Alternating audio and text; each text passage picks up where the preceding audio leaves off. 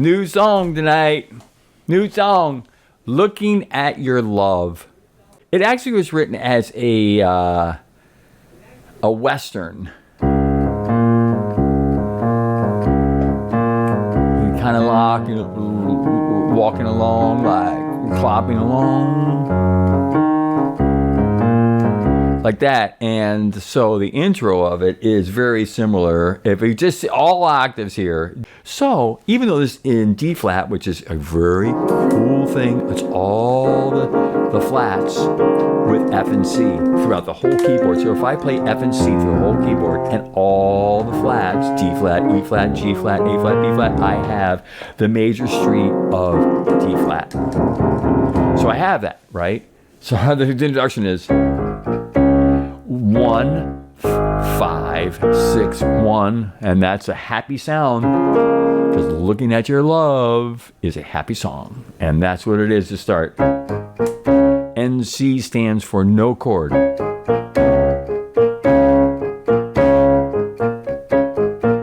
Happy time. It's going to be happy time. Now, as in every one of my songs, I always say, let's learn it from the top note and maybe some of the bottom notes or whatever that are underneath it. But I mean the top part, the treble clef, with the letter name of the chord. So in this case, it's a D flat. As I said, the song is in D flat, but it is in D flat, so that's going to be the letter name in the bass. Now, as I've always said, and there's been some recent lessons on this, that I always use the fifth in between as an alternate when I'm crawling around or when I'm playing like the letter name. And this is not only of D flat, but whatever letter name I am, because right here, I go to a major 7 with B bass. So in that case, what am I going to do?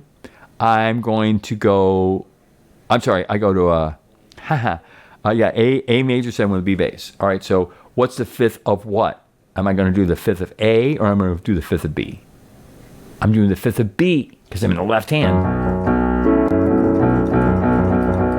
But then it goes to a B flat 7, minor 7, 2. That's a nice little squish chord right there. Just the 7, the 2 of B flat, and the minor 3rd. But it's a minor chord. All right, I just started to discuss this. D flat 7. What is that one? That's one of those 9s that I use. Instead of making it a +2, I make it a +9. So there's such thing as a +9, and there's all such thing as a flat 9. But in this case, it is a 9. If I moved it down 1/2 step, it would become a 2. So that's why here, visually you see D flat 7, 2, because this is a 2 right here. But anyways, D flat 7 +9, what's the +9? That E natural. Remember, we're dealing in D flat. But we don't have to worry about a key signature way over here, 5 flats, to remember, because this is telling you there's no flats here. Otherwise, you have to see natural naturals. If I was playing in the key signature of D flat, this B and this E flat would be assumed to be flatted. So I'd have to natural it. So I'd have to actually write that in as a writer. Well, as kind of a jazz rock writer, I do not conform to keys. Like I'm not writing all the chords in D flat, as I'm saying. Some of them are completely opposite. Like a B happens to be a common tone with the 7 of D flat, the key of what I'm in. Whatever, wherever, whatever block I'm in, right? Whatever block I'm in. So I go at this point right here. I might as well just stay there. Is with a B, still a common tone of D flat, D flat. I could put that chord right underneath a D flat. I'll play it with my left hand. So you put a D flat right here. And I keep the D flat going. And harmonically, what does it become? C sharp. See, it's the common tone of this whole song. D flat.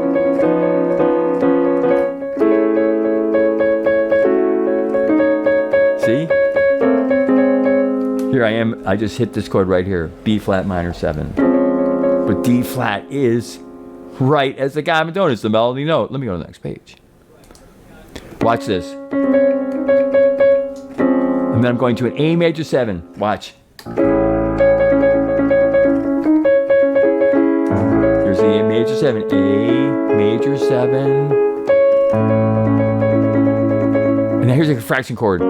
G flat with an A flat bass. So I'm crawling right down. I go D flat 7 plus 9. And then I crawl down to B, A with a major 7. Watch the bass.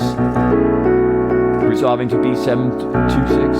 Now I crawl, watch the bass. Watch, it goes A, B flat 7. B flat 7, right there. Here's a 7, here's a 2, B flat 7, 2. Still same enharmonic of C sharp. Then watch the bass goes right down to it went ding, ding, ding, ding. A major 7, A major 7. Now watch the bass just goes down one more half step, but what did I make it a fraction chord? I made a fraction chord, a G flat with an A flat bass. Then I moved it up one whole step. I followed the melody that I was going with, and it became an A flat with a B flat bass. And it resolves to another B flat minor 7, just like we started into this section as a B flat minor 7 right there. Here's a B flat minor 7 right here, coming right back from it. And then I go one, so I went, and now I'm to A, B, D, D. What's the next half step note? I didn't take C as a half step, but I went from D flat to B flat, now to A, and I make it A7 2. And then here, no chord, it's an enharmonic, and I finished the verse. That's looking at your love verse.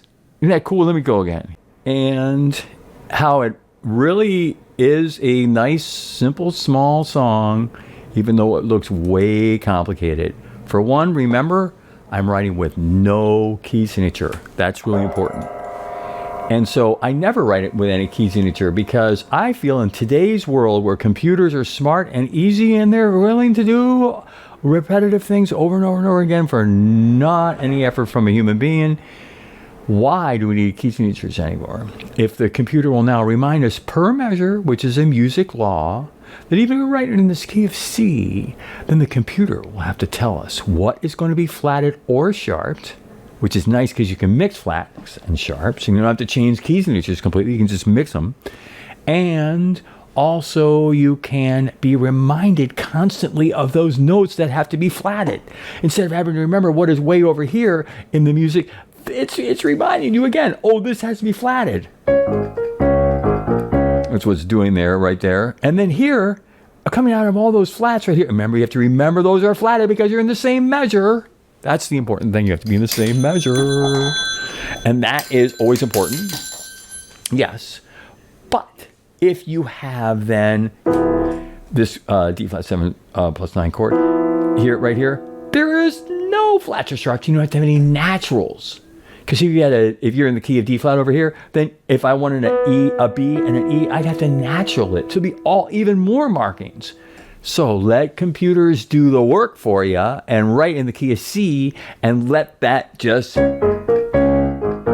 show it really greatly in the music. And so anyways, I've also emphasized as we've gone through this song that I'm saying is not that complicated if you can just go through it and look at it, is the bass note doesn't have to be anything that's in the left hand at all. We don't have to follow left hand at all. See all these notes down left hand? Yes, I'm doing something, and yes, I'm going to explain what I'm doing.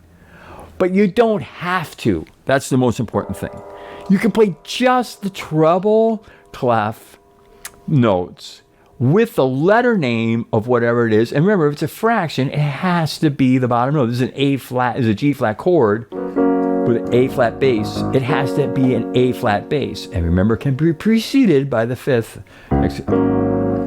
Anyway, it has to do with this other part that I do in the left hand, which I'm going to explain and just later in this. But right here, I'm just saying that if you just play the right hand with the no chord, and so you might not know what to play in this part because no chord.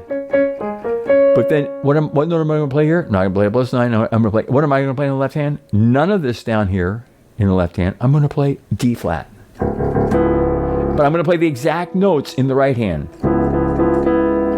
And then I'm going to play another D flat right here. There's a D flat still going over here. So oh, by the way, when I'm in that letter, I can play that letter or the root of it, or the fifth of it. Then B would be F sharp, A would be an E, whatever the fifth is, I can play in between in my left hand as I'm improvising the left hand part. Using the letters or the bottom of the fraction. For example, this is an A major 7 chord, but it has what? A B bass. So I'm not playing an A in the bass, I'm playing a B in the bass. Right? But I'm following the right hand notes. What did I do? I just simply played the letter name of the chord with the exact notes written here in the right hand. So I'm not even paying any attention to the left hand part at all. Move ahead a little bit here. B flat. And then look at this here. What's the next letter name? A. So I'm going to play an A in the bass. And I'm going to play what's written here. C sharp, E, G sharp, C sharp. Right? And then what does it say here? G flat. I'm looking at exactly what's written here in the right hand part. Look, I even go a little bit of 2 there. But what's in the bass? A flat. Go right down to here. What's these notes? A flat with a B flat bass. Resolving to a B flat minor, keeping the B flat to the B flat. Here's a B flat here and a B flat here. They're both B flats. Here's an A7-2. What note am I playing in the right hand? What am I playing in the right hand? This part that's written out. What am I playing in the left hand?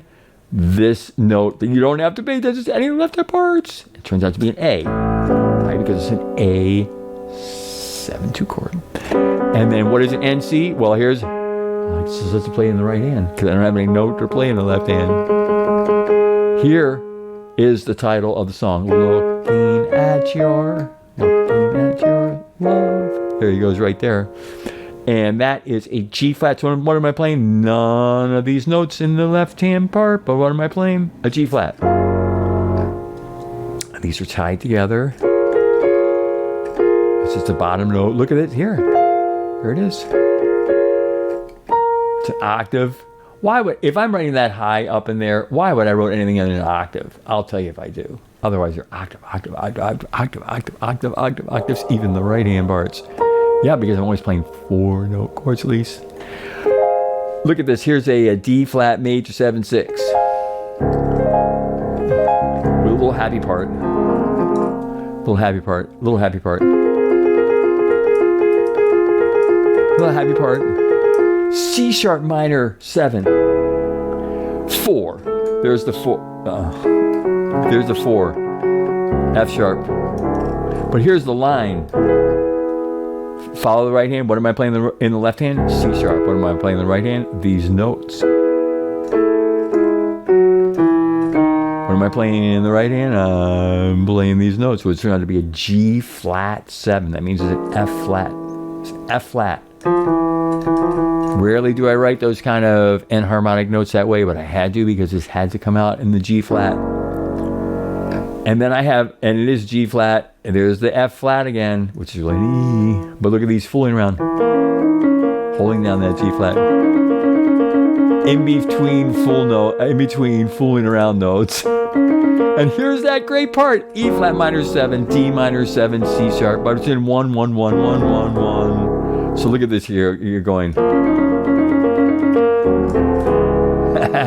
You go right into that. And then just sliding, just notching right back up. You can get an E flat minor 7 really easy, right? But what am I playing in the left hand? I just went, by the way, what did I just play these 3 notes? I played E flat, D, C sharp. Why? Because the chord moved that way and they were the letter names of the chords. That's why I'm playing in the left hand, which happens to be the notes that are down there anyway. Because a lot of times when you're doing that, you are playing those correct notes. There's just an in-betweens that make things look fancy when they're really not that hard. You just need to make it simple, and we're just concentrating on the right hand and the letter name right now. E flat minor 7-2. There, I'm moving right over here. There's a 2 chord right there. Look at the 2 minor 3. Remember? You have to remember those notes that started out the measure all the way at the end of the measure. You have to remember, oh, there's still a D flat. Well, you can see that. But look, there's still a G flat all the way there. Why didn't I have to repeat it there? Because it's in the same measure. It's in the same measure. But you don't have to worry about it because the next measure can be remarked because the computer can do it. No effort. You don't need key signatures anymore. Remember, key signatures to me were in the greatest classical music time and any time that it was handwritten. And you had to have a shortcut of having that key signature there. So you wouldn't have to write those flats or those sharps or whatever. Well, when it came along to computers, they could write those flats and sharps per measure, which is a music rule. So they used the music rule to the max. Here we go. And we switch out into sharps. Look at this. I'm going from E flat minor 7, crawling that through the E flat minor 7, 4. Now look at this. F sharp. I go from an E flat minor 7, which is what it is, to yes, what I know it is being as an F sharp. But isn't that cool progression? Now yes, I could write this as some bizarre G flat, F flat chord or whatever, but no. I want the computer to do the work right in per measure, whatever is necessary to remember throughout the measure. You have to remember throughout the measure that those notes are sharp or those notes are flat. But I can switch then immediately from a flat chord to a sharp chord, as I'm doing here, going from an E flat minor 7, and then I'm going right to an F sharp. I'm going to an F sharp minor 7 2 from an E flat. And then I'm still saying kind of in the sharp world with an A with a B bass. And then what? I'm going A with a B bass right to a D flat major 7. You can almost hear how beautiful it is. But yes, I want to do that. I want to go from sharp chords to flat chords. And here I am in still flat world with a G flat major 7 2 6. And don't pay attention down here at all. And then, of course, here's that, remember, broken chord I told back. That resolves in an F sharp augmented chord. And then, no chord. Blasting off here. E flat minor 7 2. And then we put what is the bass note in this one? A flat. Why? Because I had to play A flat. Right? Why? Because it's the bottom of the fraction. Right here. Now a no chord. So I'm not going to play anything, but it is a D flat. It's all D flat, D flat, D flat. Listen. But if I'm going to follow my rule, I don't really know what to play. It's all D flat. Trust me, all these are D flats. And I didn't put it because it is really a no chord, because there's a method to my madness at this point, or the method to my crazy, or it's actually normal for me. Just a 4-3-1, a nice play on 4-3-1 that resolves to, in an almost triplet fashion, an A. I'm going back to the A with the B bass. I remember I resolved up to the D flat, then I'm coming finally back. A B bass, D flat, A with the B bass, to B7 2 with a twirl on the top, and then to the talent show section. The section that, when there's a talent show and someone's playing and they have a really cool looking part that goes all over the keyboard. It's really not that hard. It's just taking block,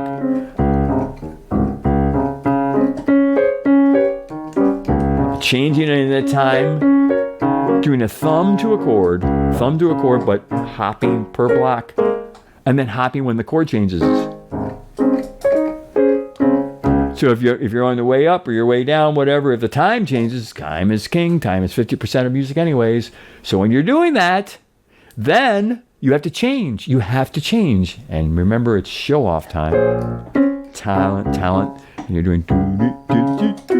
There's a B flat minor 7 2 right, just all broken here. And then I'm going to take it to a new level by going to an A major 7. But blocking it, look at it, here's the A right here. I don't need to play that in the right hand. I'm taking the third and duplicating on the top. Here's the major 7, here's the 2. E major 7 2. But how do I break it? Hop it down. If I took thumb to my second, third, fourth finger, hop it down, hop it down, hop it down, hop it down, hop it down, hop it down. Show off in a talent show like this. Hey, right? And then if you have to change, yes, I do, to an A, G flat with an A flat bass. How do I know it's an A flat bass? Because there's a fraction right there. And I'm just doing the same. And then I have to change in the middle of that timing to an A flat with a B flat. And I have to resolve to a B flat minor 7. So it's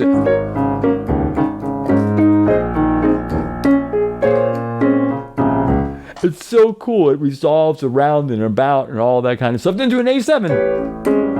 I should really start where I am. Wait a minute. It's not a wide enough keyboard to do this full thing, but it's really a great thing. Because just hit a chord and then skip down. That's it. Wait a minute. So it's a fun time. Fun time at the talent show.